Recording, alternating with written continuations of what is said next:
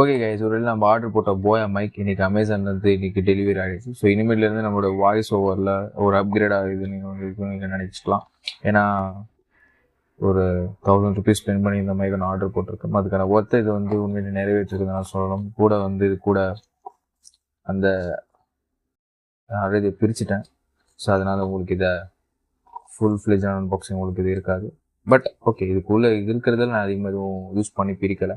So அந்த உள்ளே போடுறதுக்கான டிஎஸ்எல்ஆர் கேமராக்கு யூஸ் பண்ணுற செல்லு கொடுத்துருக்காங்க.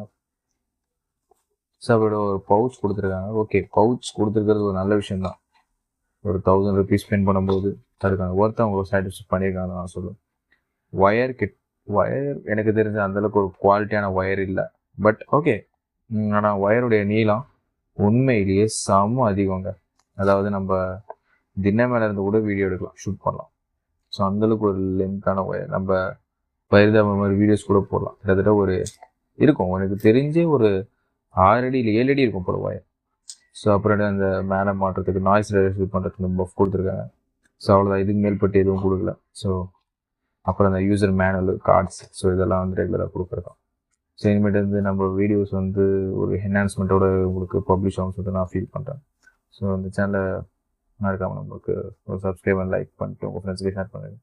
அவங்கள வேறு ஒரு வீடியோ சந்திக்கிறேன் இந்த மைக்கோட. Stay tune. பாய்.